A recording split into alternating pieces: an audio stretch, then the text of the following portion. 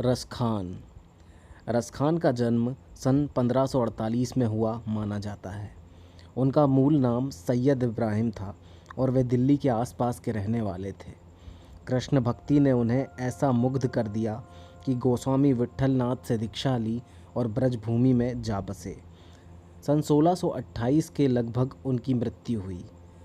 सुजान रसखान और प्रेम वाटिका उनकी उपलब्ध कृतियां हैं। रसखान रचनावली के नाम से उनकी रचनाओं का संग्रह मिलता है। प्रमुख कृष्ण भक्त कवि रसखान की अनुरक्ति न केवल कृष्ण के प्रति प्रकट हुई है, बल्कि कृष्ण भूमि के प्रति भी उनका अनन्य अनुराग व्यक्त हुआ है। उनके काव्य में कृष्ण की रूप माधुरी, ब्रज महिमा, राधा कृष्ण की प्रेम लीलाओं का मनोहर वर्णन मिलता है।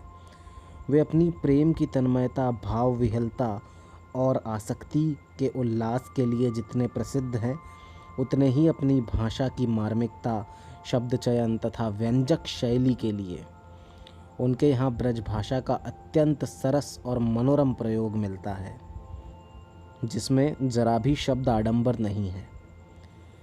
यहाँ संकल्पित पहले और दूसरे सवैये में कृष्ण और कृष्ण भूमि के प्रति कवि का अनन्य समर्पण भाव व्यक्त हुआ है। तीसरे छंद में कृष्ण के रूप सौंदर्य के प्रति गोपियों की उस मुग्धता का चित्रण है जिसमें वे स्वयं कृष्ण का रूप धारण कर लेना चाहती हैं।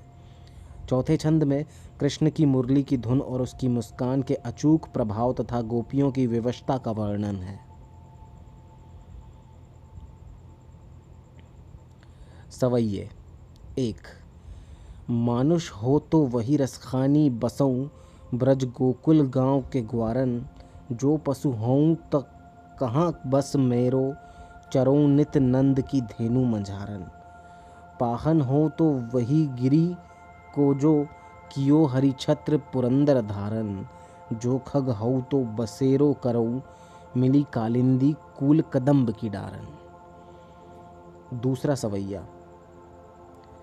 या लकुटी अरु कामरिया पर, राज तिहूँ पुर को तजी डारो, आठहूँ सिद्धि नवो निधि के सुख, नंद की गाई चराई बिसारो। रसखान कबो इन आखिन सौ, ब्रज के बन बाग तड़ाग निहारो, कोटिक एकल धोत के धाम, करिल के कुंजन ऊपर वारो। तीसरा सवैया। मोर पखा सिर ऊपर राखियो, गूंज की माल गरे पहिरोंगी, ओढ़ी पीतंबर लई लकुटी बन, गोधन ग्वारिन संग फिरोंगी।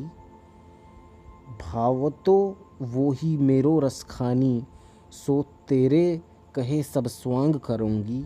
या मुरली मुरलीधर की अधारन अधरान, धरी अधरा न धरूँगी। सवैया 4। काननी दे अंगुरी रहिबो, जब ही मुरली धुनी मंद बजही, मोहिनी तानन सो रसखानी, अटा चढ़ी गोधन गेहीं तो गेहीं। टेरी कहूँ सिगरे ब्रजलोगनी, काल्ही को कितनी समझोहीं। माई रीवा मुख की मुस्कानी, सम्हारी न जेहीं न जेहीं न जेहीं।